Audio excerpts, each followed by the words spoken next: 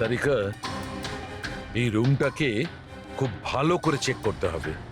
খুনি এখানে ঘন্টার পর ঘন্টা ছিল, তার মানে এখানে কোনো না কোনো জিনিস নিশ্চয়ই পাবো আমরা, যেটা দিয়ে ওর ডিএনএ টেস্ট করা সম্ভব। ওর চুল, ওর নখ, যা কিছু।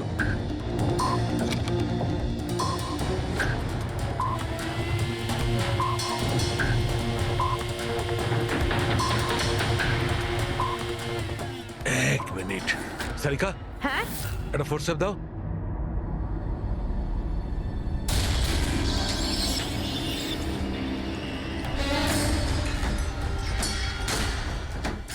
মাই গড, সারিকা এই দেখো। Contact lenses. Yes, contact lens. কিন্তু কিন্তু আয়েশার চোখ তো একদম ঠিক ছিল। আমি নিজেও রিপোর্টস চেক করেছি। না ও চশমা পরতো আর না কন্ট্যাক্ট লেন্স। তবে এই কন্ট্যাক্ট লেন্সটা কার হতে পারে? খুনির? না না, খুনির হতে পারে না। একটা চোখের কন্ট্যাক্ট লেন্স খুলে যাবে আর কেউ জানতে পারবে না, এটা ইম্পসিবল। দেখান তো একটু।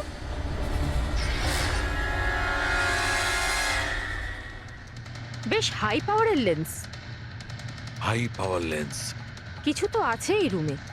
একে তো এই ঘরটা চারিদিক থেকে বন্ধ, কোনো জানলা নেই, কোনো ভেন্টিলেটর নেই। হ্যাঁ?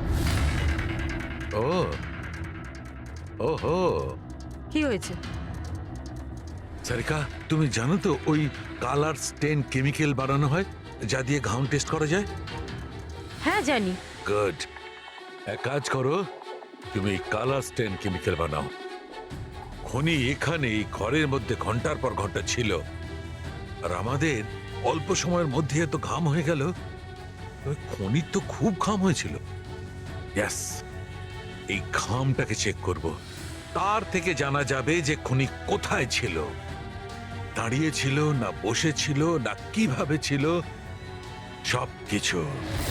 ওই র্যানসাম কলের কোনো মানেই হয় না, ওই কল বোগাস হতে পারে। হ্যাঁ স্যার, কারণটা আমাদের কেস থেকে সরানোর জন্য আর টাকা কামানোর জন্য। এই তিনজনের মধ্যে কেউ আয়েশাকে খুন করে আর ওই টেপটাকে চুরি করে, আর সে বাকি দুজনকে কল করে ব্ল্যাকমেল করছে। কিন্তু স্যার, সে কে? স্যার, আমার তো মনে হয় কুমার হতে পারে। ও ভীষণ রকচটা, যে কারো খুন করতে পারে। আর ওই বাকি দুজন, ওরাও কম যায় না স্যার। এই তিনজনের যেমন পয়সাও আছে তেমন ক্ষমতাও আছে এদের। খুনি এই তিনজনের মধ্যেই কেউ হবে স্যার। আর খুনির একজন সঙ্গীও আছে, যে ওই বাইরে গাড়িতে বসে খুনির জন্য অপেক্ষা করছিল। হ্যাঁ, হবে তো এই তিনজনের মধ্যেই কেউ, আর এমন একজন যে আয়েশাকে খুব কাছ থেকে চিনত। এক্স্যাক্টলি, সেই জন্য ও জানতো যে আয়নার পেছনেও আরো একটা রুম আছে, আর আয়েশা কোন ক্রিম ব্যবহার করতো সেটাও ও জানতো। স্যার, এর মানে ওই গোপন জায়গার ব্যাপারে খুনি ছাড়া আর কেউ কিছু জানতো না। এক্স্যাক্টলি। তাহলে স্যার? তাহলে আবার কি করবে দয়া? ধরে ফেলো ওদের। ওদের প্ল্যানিং এই, ওদেরকে ফাঁসাতে হবে।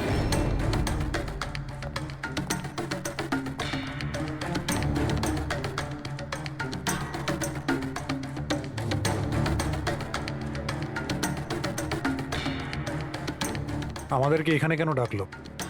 কোনো আইডিয়া? হয়তো জিজ্ঞেস করার জন্য ডেকেছে, খুনিকে টাকা দিয়েছে কি দিইনি। তাহলে তোমরা দুজন কি টাকা দেবে? তোমাদের কি মনে হয় টাকা দেওয়া ছাড়া আর কোনো উপায় আছে? তা তুমি কি করতে চলেছো ভিকি? দেবে টাকা?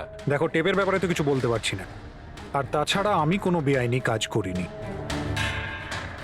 এই জন্য টাকা দেওয়ার তো কোনো প্রশ্নই আসে না। সরি, আমি টাকা দিচ্ছি না। ও কাম অন ম্যান, এত ঢং করার কি আছে?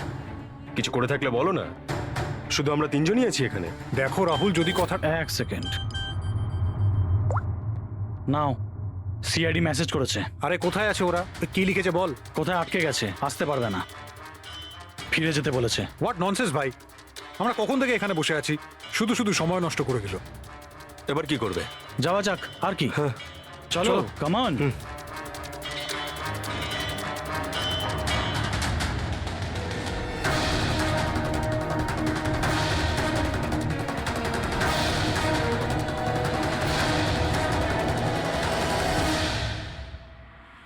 এই সে।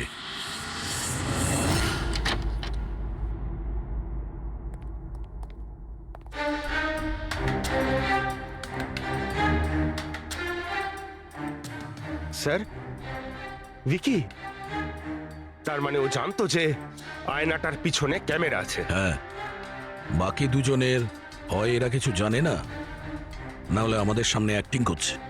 স্যার আমার তো এই বিকিকেই সন্দেহ হচ্ছে। এবার কি করব? নজর রাখা যাক এর ওপর, কোনো না কোনো ভুল নিশ্চয়ই করবে। হ্যাঁ সারিকা, কালার স্টেন কেমিক্যাল রেডি। ঠিক আছে, চলো।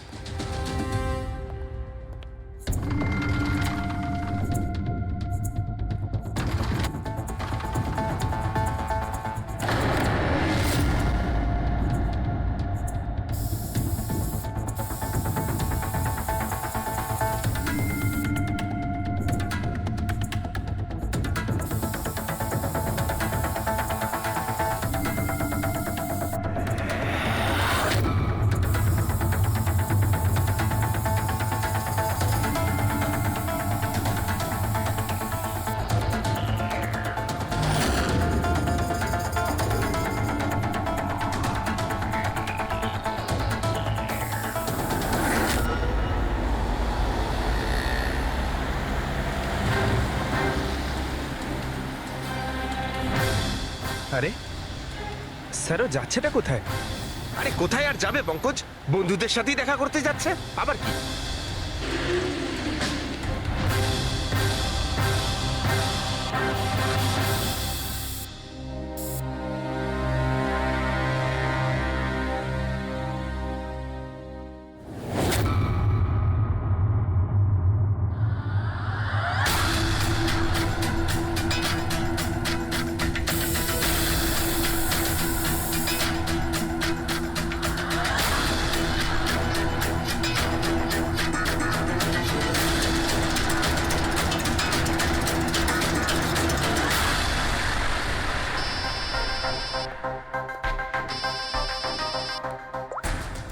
হ্যাঁ সারিকা বলো। গুড, কিছু পেলে? মেঝেতে? মেঝেতে শুয়েছিল? মেঝেতে কেন? ওকে ওকে, ঠিক আছে সারিকা, আমি তোমাকে পরে ফোন করছি। বাই। ওই দুদিন আগে আমি 1124 লাস্টটা এনেছিলাম। হ্যাঁ স্যার। কোথায় ওটা? ওর মুখটা দেখতে হবে। এই যে স্যার।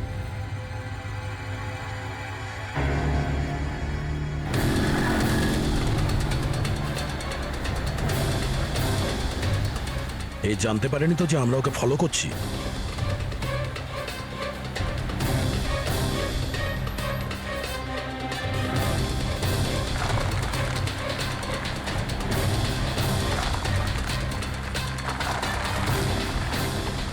স্যার, এটা সত্যি সত্যি বাড়িতে ঢুকে গেল।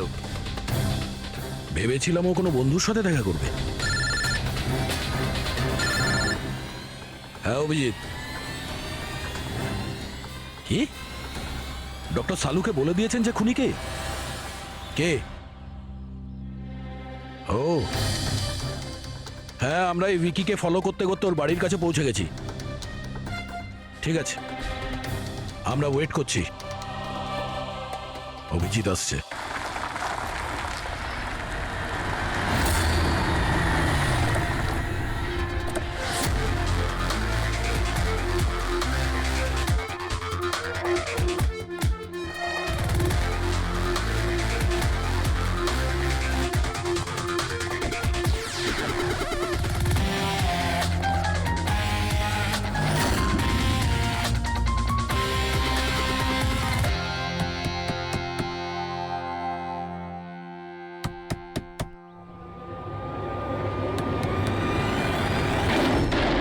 এক মিনিট, এটা কি করছেন আপনারা? আরে এটা কোনো ভদ্রতা হলো কারো বাড়ির ভিতরে ঢোকা? একদম বাজে কথা বলবে না, আমরা সত্যিটা জেনে গেছি। কোথায় লুকিয়ে রেখেছো ওকে? দেখুন, আপনি আমার কথা শুনুন, আপনার কোথাও ভুল হচ্ছে। আমি কিচ্ছু করিনি। আমি না আয়েশাকে খুন করেছি আর না এখানে কাউকে লুকিয়ে রেখেছি। আমরা কখন বললাম যে তুমি আয়েশার খুন করেছো? হ্যাঁ, একেই বলে চোরের নজর বোচকার দিকে। দেখুন, আমার কথাটা বোঝার চেষ্টা করুন। আপনারা আমার কথাটা শুনুন, আপনারা আমার কথা কেন শুনছেন না? হ্যালো, আপনারা এইভাবে ভিতরে ঢুকতে পারেন না।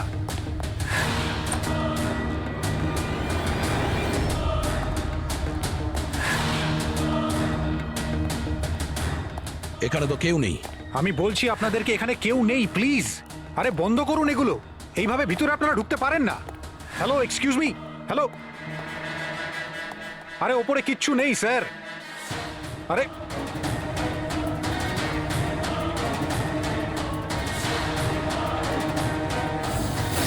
প্লিজ দেখুন, এখানে কিচ্ছু নেই, কেউ নেই এখানে। আরে আপনারা তো আমার কোনো কথাই শুনছেন না। আজব তো, কখন থেকে বলছি এখানে কেউ নেই। আরে কেউ নেই এখানে। হ্যালো স্যার,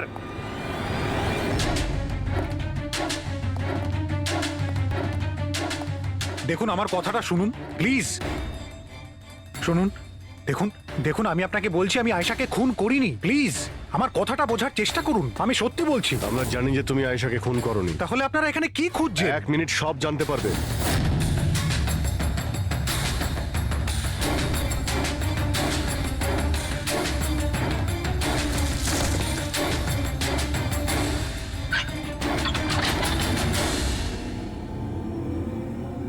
স্যার আসুন। আয়েশা দেবী, আপনার খেলা শেষ, চলে আসুন। সালুনকে স্যার আগেই বলে দিয়েছিল তুমি বেঁচে আছো। আসলে আমি ওর চোখটা চেক করব।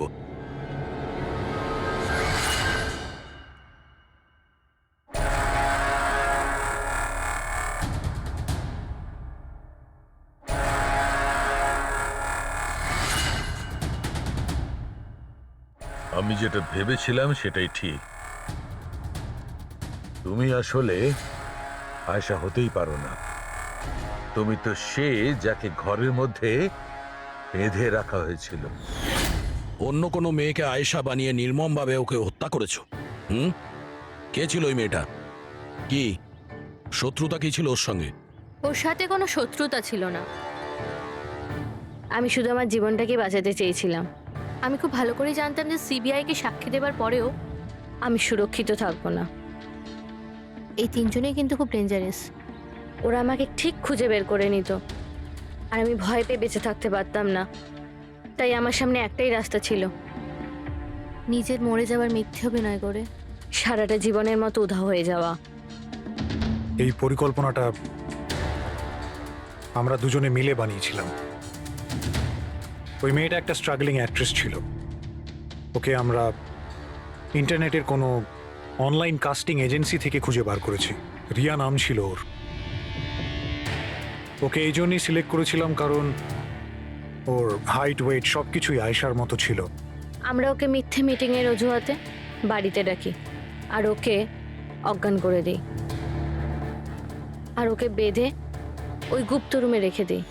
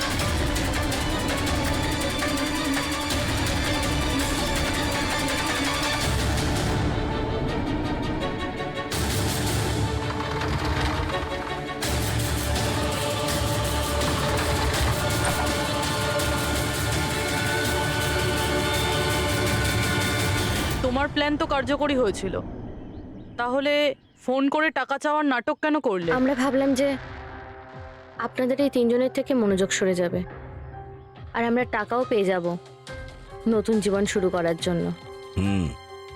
প্রয়োজনের থেকে বেশি চালাকি আর লোভ তোমাদের নিজেদের জালেই ফাঁসিয়ে দিয়েছে। হুম, চিন্তা করো না, তোমাদের জীবন নতুন করে শুরু হবে, কিন্তু সেটা জেলে। এই মুহূর্তে জানা যাচ্ছে যে গত দুদিন ধরে চলতে থাকা সিবিআই তদন্ত আজ শেষ হয়ে গেছে, আর মিস আয়েশা কিছুক্ষণের মধ্যে পৌঁছে যাবেন তার নিজের এই বাড়িতে। এমনটা মনে করা হচ্ছে যে এই হাই প্রোফাইল কেসে মিস আয়েশা সিবিআইয়ের জন্য সাক্ষী দিতে রাজি হয়েছেন, তাই ওনাকে ক্ষমা করে দেওয়া হচ্ছে আর ছেড়ে দেওয়া হচ্ছে।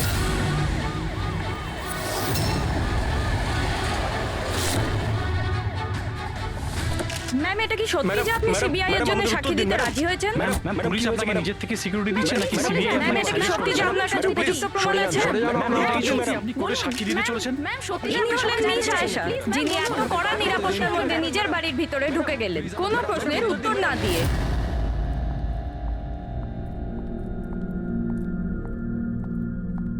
ম্যাডাম, খাবার রেডি আছে, দিয়ে দেবো কি? না, আমার খিদে নেই। তুমি একটা কাজ করো, ওনাদের খেতে দিয়ে দাও। হ্যাঁ ম্যাডাম। আমার খুব ভয় করছে। এ কি কথা বলছেন আপনি? কিসের ভয় পাচ্ছেন? ওরা যদি আমাকে মেরে ফেলার চেষ্টা করে? ম্যাডাম, আপনার কিচ্ছু হবে না। আপনার সুরক্ষার জন্যই আমরা আপনার সাথে আছি। আমি একটা কাজ করছি, প্রথমে ওপরে গিয়ে আপনার রুমটা চেক করছি।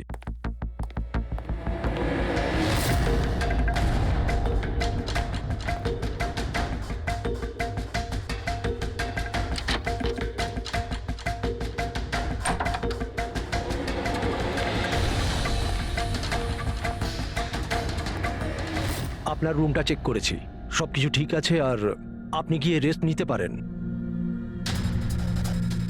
দেখুন, আপনার কিচ্ছু হবে না। আর তাছাড়াও শুধুমাত্র একটা রাতের ব্যাপার, সকালে কোর্টে রায় বেরিয়ে যাবে আর ওরা গরাদের পিছনে চলে যাবে। You just relax.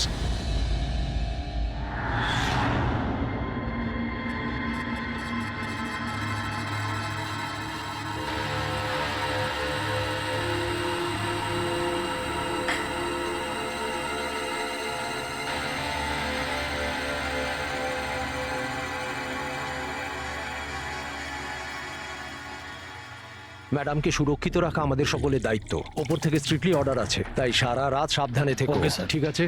খাওয়া শেষ হলে নিজের নিজের পজিশন নিয়ে নিও।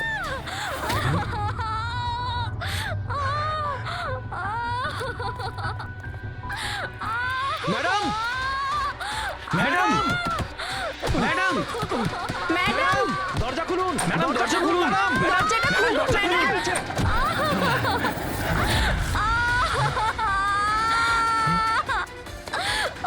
ম্যাডাম, ম্যাডাম,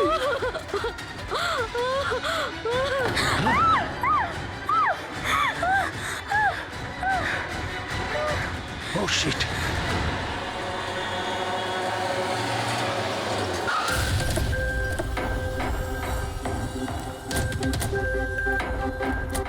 স্যার, এক মিনিট। স্যার, এক মিনিট। স্যার, জানা যাচ্ছে কোনো দুর্ঘটনা ঘটে গেছে। আপনি বলতে পারবেন এই বাড়িতে ঠিক কি হয়েছে? স্যার, এই কেসটা তো সিবিআই এর কাছে ছিল, তাহলে কি সিআইডি কে হ্যান্ড ওভার করে দেওয়া হলো? দেখুন, এখানে একটা মার্ডার হয়েছে বলেই আমরা এখানে এসেছি। এর থেকে বেশি কিছুই বলতে পারবো না, পরে কথা বলছি। একটু সরে যান। আসুন স্যার।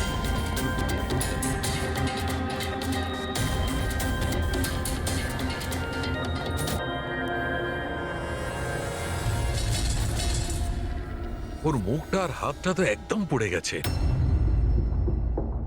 ওরার কোনো চিহ্ন তো এই রুমে আর দেখতেই পাচ্ছি না। দেখে তো মনে হচ্ছে যে অ্যাসিড অ্যাটাক হয়েছে। হ্যাঁ দয়া, অ্যাসিড অ্যাটাক কি হয়েছে? কিন্তু স্যার, কোথাও তো পড়তো, জামা কাপড়ে বা নিচে কোনো অ্যাসিডের চিহ্নই তো নেই। সেটা তো ঠিক। স্যার, স্যার, ইনি বাথরুম পড়ে আছেন, মানে স্নান করে বেরিয়েছেন, আর স্নান করার পর উনি এই ক্রিমটা লাগিয়েছিল। এক মিনিট, ওই ক্রিমটায় হাত দেবে না, ওই ক্রিমটাকে চেক করতে হবে।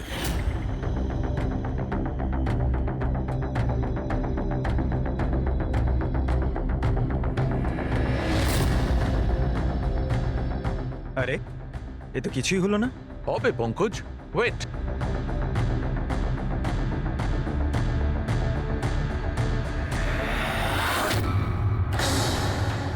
আরে স্যার, এটা তো দেখলে, এটাতে এমন অ্যাসিড মেশানো হয়েছিল যেটা সঙ্গে সঙ্গে কাজ করে না, 2-3 মিনিট বাদে কাজ শুরু করে। আর যখন কাজ শুরু করে তখন এরকম ভয়ঙ্কর ভাবে কাজ করে। স্যার তার মানে স্নান করার পর উনি এই ক্রিমটা লাগিয়েছেন আর সেটার এফেক্ট কিছুক্ষণ পরে হয়েছে। একদম ঠিক। কেউ আসলে একে মারবার জন্যে এই নিজের যে ক্রিম ছিল সেটা এই ক্রিমটার সঙ্গে বদলে দিয়েছে। এটা এটা কি বলছেন আপনারা? কি কি ব্যাপার? আপনি মনে হচ্ছে একটু বেশি ঘাবড়ে গেছেন। হ্যাঁ, কি জানেন আপনি এদের ব্যাপারে? না স্যার, আমি কিছুই জানি না। ম্যাডাম তো এই ক্রিমটা রোজই ব্যবহার করতো। আর এটা খুনি ভালো মতোই জানতো, আর এটারই সুযোগও নিয়েছে। যেই হোক না কেন আয়েশাকে খুব কাছ থেকে চিনতো। আচ্ছা, ওটা আপনি নয় তো? না স্যার। দেখো, আমরা জানি তুমি কিছু জানো। না ম্যাডাম, আমি কিছুই লুকাচ্ছি না। ব্যাস এই ক্রিমটা আমি লুকিয়ে লুকিয়ে কখনো কখনো ব্যবহার করতাম, আর আজও এই ক্রিমটা আমি মেখেছি। এক মিনিট, এই ক্রিমটা তুমি কখন লাগিয়েছো? স্যার, ম্যাডামের ঘরে আসার কিছুক্ষণ আগে, এই ধরুন 8টা নাগাদ। 8টার সময়? চেক করো। স্যার, পুড়ে যাওয়ার তো কোনো চিহ্নই নেই। হবে না, পোড়ার দাগ এই জন্য হবে না কারণ উনি যখন ক্রিমটা লাগিয়েছিলেন ওতে অ্যাসিড ছিল না, মানে ওই ক্রিমটা অরিজিনাল ছিল। তার মানে খনি ক্রিম 8টা থেকে 9টার মধ্যেই বদলে দিয়েছিল। কিন্তু কিভাবে? এখানে এত সিকিউরিটি ছিল। মনে হয় আগে থেকেই কেউ রুমে ছিল। এটা কি করে হতে পারে স্যার? কারণ ম্যাডাম এখানে আসার আগে আমি এই রুমটাকে ভালো করে চেক করেছিলাম, এখানে কেউ ছিল না। আর তাছাড়া ম্যাডামের চিৎকার শুনেই আমরা দৌড়ে এখানে এলাম, আর দেখি দরজা ভেতর থেকে লক স্যার। হ্যাঁ স্যার, আর ভেতরে আসার জন্য আমাদের দরজা ভাঙতে হয়েছিল। ঠিক আছে, আপনারা এখন আসুন, প্রয়োজন পড়লে আবার ডেকে নিচ্ছি। Okay sir. রুমের ভিতরে কেউই আসেনি, কিন্তু রুমটা চেক করতে কনস্টেবলই এসেছিল। পুরবি একটা কাজ করো, এদের সবার ব্যাকগ্রাউন্ড চেক করো। ততক্ষণে আমরা জানার চেষ্টা করি যে ব্যাপারটা কি। এত মিডিয়া, সিবিআই এর কেস, এতগুলো সিকিউরিটি, কি কারণে? অ্যাকচুয়ালি আয়েশা খুব বড় খেলোয়াড় ছিল, লাইক এজেন্ট। যে ধরনের এজেন্ট দুটো পার্টির মধ্যে ডিল করিয়ে মাঝখান থেকে ভালো কমিশন নিয়ে সরে যায়। শুধু এটা ধরে নিন যে আয়েশাও এই ধরনেরই এজেন্ট ছিল, কিন্তু টপ লেভেলে। ওর সমস্ত ডিলগুলি লাখ আর কোটি টাকার উপরেই হতো, আর সব কটাই ছিল একেবারে বেআইনি। আমাদের কাছে এসব কিছুরই প্রমাণ ছিল, আমরা ওকে অ্যারেস্টও করেছিলাম। কিন্তু ও হঠাৎ করে রাজসাক্ষী হয়ে গেল। ও নিজের মুক্তির বিনিময়ে 3 জন বড় ব্যবসাদারের দুর্নীতির বিরুদ্ধে আমাদের হাতে সব প্রমাণগুলো দিত। আজ কোর্টে শুনানি ছিল, কিন্তু কাল রাতেই ওর মার্ডার হয়ে যায়। 3 জন বড় বিজনেসম্যান, এরা কারা? বিকি, রাহুল, কুমার। এই 3 জনের কাছেই পয়সা আর পাওয়ার যথেষ্ট আছে, যা খুশি করতে পারে। আর যে প্রমাণগুলো আয়েশার কাছে ছিল? আয়েশার কাছে কিছু টেপ ছিল, এই 3 জন বিজনেসম্যানের বেআইনি কাজের কিছু ভিডিও ফুটেজ।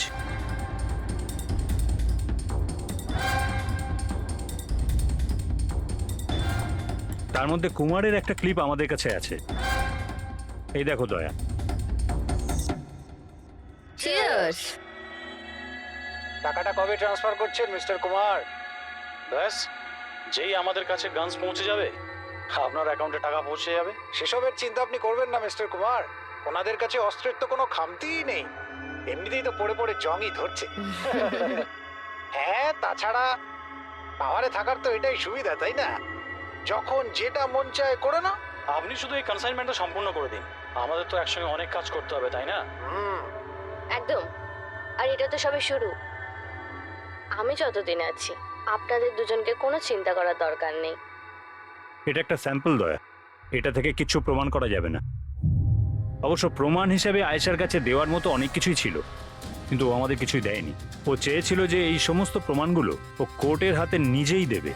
নিজের নিরাপত্তার বদলে ও আমাদের সামনে এই শর্ত রেখেছিল।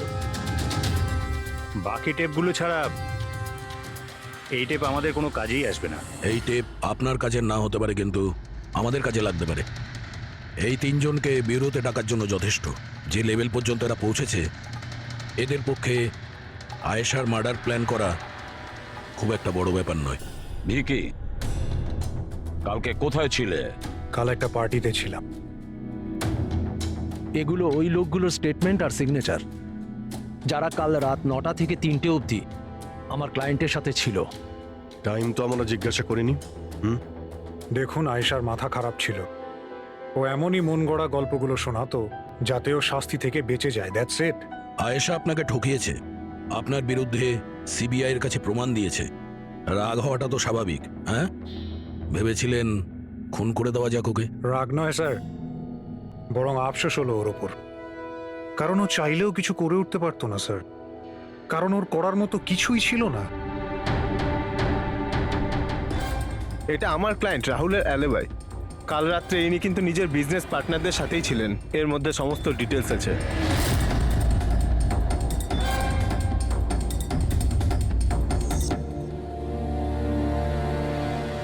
আমার মনে হয় না যে আপনাদের কিছু জানার আছে বলে।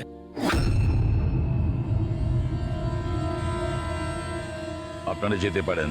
ধন্যবাদ।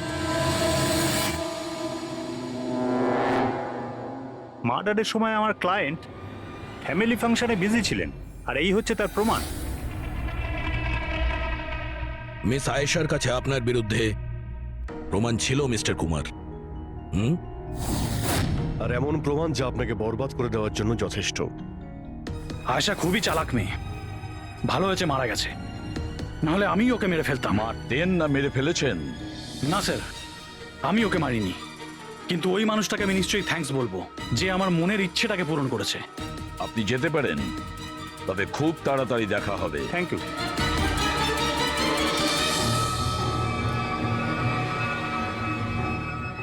আপাতত আমরা কাউকেই অ্যারেস্ট করতে পারবো না। এখানে সবারই কোনো না কোনো কারণ আছে। স্যার, হ্যাঁ স্যার, স্যার একটা কথা জানা গেছে।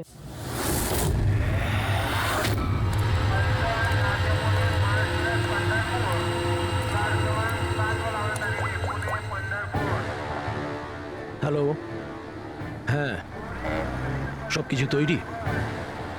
একটা কথা মনে রেখো, কোনো ভুলভ্রান্তি যেন না হয়।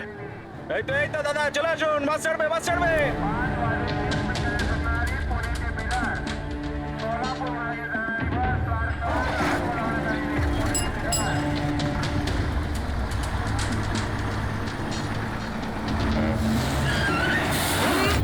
চাপ বাবা। আরে দাদা, কি হলো? বাস দাঁড়ালো কেন? আরে বাসের সামনে কেউ গাড়ি দাঁড় করিয়ে দিয়েছে দাদা। মাঝ রাস্তায়?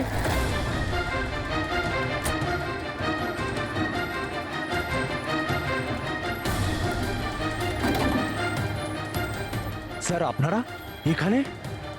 শহর ছাড়ার খুব তাড়া দেখছি তোর। হ্যাঁ, অনেক প্রশ্নের উত্তর দিতে হবে তোকে। চল চল। স্যার, আমি কি করেছি স্যার? স্যার, আমার কথাটা তো শুনুন স্যার। স্যার, আমাকে কেন ধরছেন স্যার? স্যার স্যার কি করছেন স্যার? আমাকে কেন ধরছেন?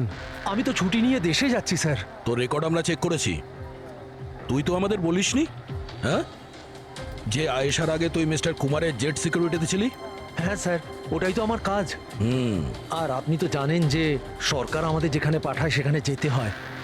তোমার মোবাইলে কুমারের কল একবার নয় 3 বার, আয়েশার মার্ডারের ঠিক আগে। এটাও একটা কাজ। আপনারা ঠিক বলেছেন স্যার। কুমার আমাকে কল করেছিল, ও আয়েশা ম্যাডামের সঙ্গে কথা বলতে চাইছিল, কিন্তু আমি বারণ করেছিলাম স্যার। ও আমাকে টাকার লোভও দেখিয়েছিল, কিন্তু আমি তবুও কথা বলাইনি। প্রথমে দুবার বারণ করেছিলি তুই, আর তারপর রাজি হয়ে গেলি তুই। হ্যাঁ ম্যাডাম, এই কুমার স্যার আবার ফোন করছেন। হ্যাঁ, আমাকে কোনো বিপদের ব্যাপারে বলতে চাইছে। ফোনটা দাও। এই নিন। হ্যাঁ বলো। আমি জানতে পারলাম তুমি আমার জন্য চিন্তা করছো, কোনো বিপদ থেকে আমাকে উদ্ধার করতে চাইছো। How strange. আমি বলে দিচ্ছি, আমি তোমাকে খুব ভালো মতো চিনি। আর এই সমস্ত কার্যকলাপ না তুমি অন্য কারোর সাথে করো। আর এমনিতেও যদি আমি জেলে যাই, এই টাকাগুলো নিয়ে আমি কি করব? আচার দেবো? এই টাকাটা না তুমি তোমার কাছেই রাখো, এটা তোমারই সাহায্যে লাগবে। কোনো দরকার নেই এই ফোনটা আমাকে দেওয়ার। আমার সাথে গেম খেলার চেষ্টা করে যাচ্ছে, আর তুমি ওকে সাহায্য করছো। আমি কোথায় ম্যাডাম? আপনাকে সাহায্য করছিলাম তো। ঠিক আছে থাক, শুধু এইটুকুনি জেনে রেখো, তুমি যদি ওকে সাহায্য করো না, রক্ষা পাবে না। আমি সিবিআই কে বলে দেবো, যদি আমার কিছু হয় তাহলে সবার প্রথমে তোমাকেই অ্যারেস্ট করবে। তুই গেছিলি না আয়েশার ঘরে ঠিক ও রুমে ঢোকার আগে? ওর বিউটি ক্রিমটাকে অ্যাসিড ক্রিমে বদলাতে খুব বেশি সময় লাগেনি নিশ্চয়ই, তাই না? এ আপনি কি বলছেন স্যার? আমার কথা বিশ্বাস করুন, আমি সত্যি বলছি। যদি তুই সত্যি কথাও বলিস না, তাহলেও এই কেস যতক্ষণ না সলভ হচ্ছে তুই আমাদের হেফাজতে থাকবি, বুঝলি? এখন চল, নিয়ে চল ওকে, চল চল। আরে স্যার স্যার স্যার স্যার আমি কিছু করিনি স্যার, ছেড়ে দিন স্যার, প্লিজ স্যার। হ্যাঁ পুরবি, বলো।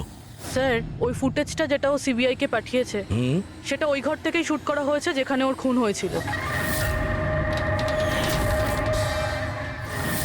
তার মানে আয়েশার বেডরুমে? হ্যাঁ স্যার, ওরই বেডরুমে। আসলে এই ফুটেজটা 1 বছর আগের, ফার্নিচার বদলানো হয়েছিল তাই বোঝা যাচ্ছিল না।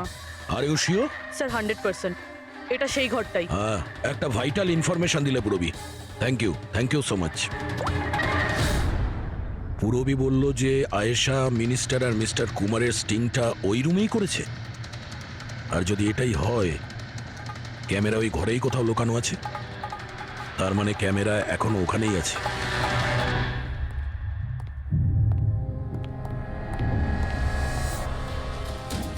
রুম তো এটাই। আর এই হলো জানালা। ফুটেজে জানালা রয়েছে, তার মানে এই ফুটেজটা এই দিক থেকেই তোলা হয়েছে। স্যার ফুটেজ অনুযায়ী তো ক্যামেরা এখানে থাকা উচিত। না ভাই, এতটা হাইটে না, ক্যামেরা আই লেভেলে ছিল, আর সেই হিসেব অনুযায়ী এইখানেই কোথাও হওয়া উচিত। আচ্ছা, ওই আয়নার ভিতরে নেই তো? আরে ওই যে আয়নাগুলো থাকে না, যার একদিকে দেখা যায় আর একদিকে দেখা যায় না। ভাই তাহলে তো জানতেই পারা যাবে। কি করে স্যার? তুমি ওই ফিঙ্গার নেল টেস্টের কথা শোনোনি? যে কোনো অচেনা জায়গাতে বা ট্রায়াল রুমে ড্রেস চেঞ্জ করার আগে এই টেস্ট করে নেওয়া উচিত, ফিঙ্গার নেল টেস্ট। তোমার যে নখ রয়েছে সেটা তুমি কাঁচের মধ্যে লাগাও, আর তোমার রিফ্লেকশনে যে নখ আছে আর তোমার যে নখ রয়েছে তার মধ্যে যদি গ্যাপ থাকে তাহলে সেটা আসল, আর যদি গ্যাপ না থাকে তাহলে সেটা নকল ওয়ান ওয়ে। যেমন এই মিররটা, এটা ওয়ান ওয়ে মিরর। যদি মিররটা ওয়ান ওয়ে হয় তাহলে তো এর পেছনে জায়গা থাকার কথা।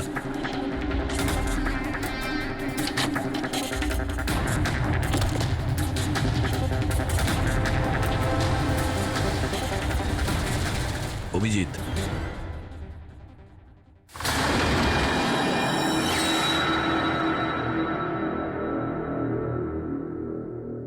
এখানে তো পুরো ফিল্মের সেটআপ লাগানো রয়েছে। এসডি কার্ড তো নেই স্যার। হ্যাঁ,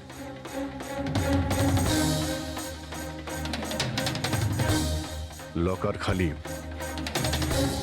স্যার মনে হয় টেপটা এখানেই রাখতো। এই জায়গা থেকেও বড় বড় লোকের কেলেঙ্কারি রেকর্ড করেছে, আর এই জায়গায় ব্যবহার করে খুনি ওকে খুন করে দিয়েছে। হতে পারে এই ওয়ান ওয়ে মিরর দিয়ে ওকে ছটপট করে মরতে দেখেছে ও। স্যার তার মানে আমরা যখন ওখানে লাশের সঙ্গে ছিলাম তখনও এখানে ছিল, আর আমাদের যাওয়ার পরে সুযোগ বুঝেও এখান থেকে পালিয়ে গেছে। তার মানে আয়েশা আর পুলিশের অনুপস্থিতিতে লোকটা বাড়িতে ঢুকেছিল, হয়তো বাড়ির পিছন থেকে।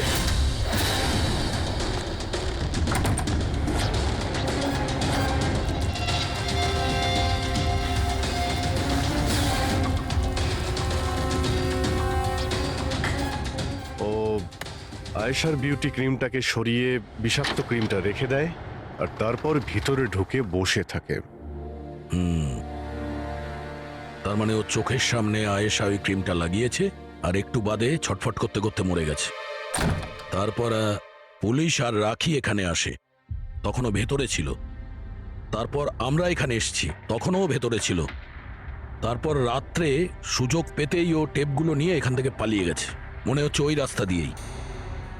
কিন্তু স্যার মেইন গেটে তো পুলিশ দাঁড়িয়ে ছিল, ও মনে হয় পেছন থেকেই পালিয়েছে। এমন তো কিছু নয় স্যার, কিন্তু হ্যাঁ স্যার, প্রায় ধরুন মাঝরাতের দিকে গাড়ির চাকার এরকমই একটা আওয়াজ শুনতে পেয়েছিলাম। শব্দটা কোথা থেকে হয়েছিল মনে আছে তোমার? এই তো স্যার, এই পেছনের দিক থেকে, কিন্তু একবারই পেয়েছিলাম স্যার, আর দ্বিতীয়বার শুনিনি স্যার। ঠিক আছে, থ্যাংক ইউ।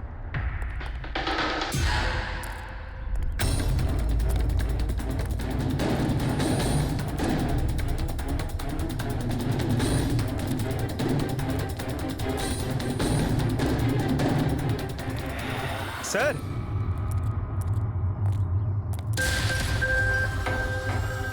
স্যার হ্যাঁ, টায়ারের ঘষার চিহ্ন তো রয়েছে এখানে।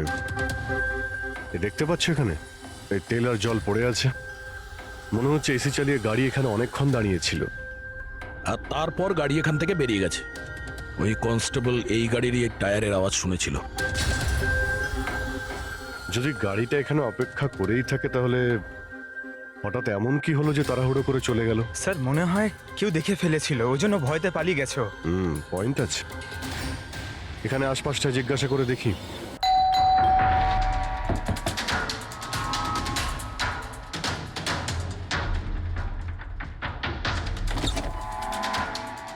নমস্কার। নমস্কার। নমস্কার, আমরা সিআইডি অফিসার্স। সিআইডি? ম্যাম, কালকে রাত্রে আপনি এখানে কিছু কিছু অদ্ভুত দেখেছিলেন বা শুনেছিলেন, এমন কিছু যা আগে কখনো ঘটেনি? হ্যাঁ, দেখে তো ছিলাম। অনেক রাত পর্যন্ত আমি ঘুমোতে পারিনি। আর রাতে আমি দেখলাম বাড়ির সামনে একটা বড় গাড়ি পার্ক করা আছে, কিন্তু ওটা আমাদের সোসাইটির কারণ নয়। অনেক রাত পর্যন্ত গাড়িটা কিন্তু ওখানেই ছিল। কোন গাড়ি ছিল আপনার মনে আছে কিছু? দেখুন, গাড়ির ব্যাপারে তো আমি বিশেষ কিছু তো জানি না, কিন্তু ওটা HX9 ছিল, কারণ আমার ছেলের কাছেও ওই একই গাড়ি আছে। I see. আরো একটা কথা, যতক্ষণ ওই গাড়িটা ওখানে দাঁড়িয়ে ছিল না, গাড়ির ইঞ্জিনটা চালুই ছিল আর ভিতরে একজন বসেও ছিল। আমি এটা দেখছিলাম আর তখনই ওখানে কাউকে একটা আসতে দেখলাম আমাদের আয়েশার বাড়ির দিক থেকে। ওর হাতে কিন্তু একটা ব্যাগও ছিল। আরে এই যে, কে ওখানে? গাড়িটা তো চলে গেল, কিন্তু এটা বুঝতে পারলাম না যে ওরা কারা ছিল, কেন এসেছিল, আর ওরা আয়েশার বাড়িতেই বা কি করছিল। Thank you ma'am, thank you very much. Thank you. Sir, তার মানে খুনির সঙ্গে আর একটা লোক ছিল যে গাড়িতে বসে অপেক্ষা করছিল। লাখ টাকার গাড়ি ছিল। কি মনে হচ্ছে কে হতে পারে? সন্দেহের তালিকা এখন ওই তিনজনই রয়েছে। আরটিও থেকে খোঁজ নিয়ে দেখি এই গাড়িটা এই তিনজনের মধ্যে কার কাছে রয়েছে।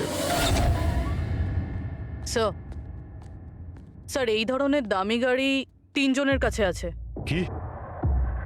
হ্যাঁ স্যার, খুবই শৌখিন লোক, এক একজনের কাছে অনেক গাড়ি আছে। তাহলে এই তিনজনের মধ্যে ওই গাড়িটা কার আছে কি করে জানতে পারবো? তাও সিচুয়েশন অনুযায়ী খুনি এই তিনজনের মধ্যে কেউ মনে হচ্ছে। না স্যার, আমরা তিনজন এই খুনের ব্যাপারে কিচ্ছু জানি না। আপনারা এখানে কেন?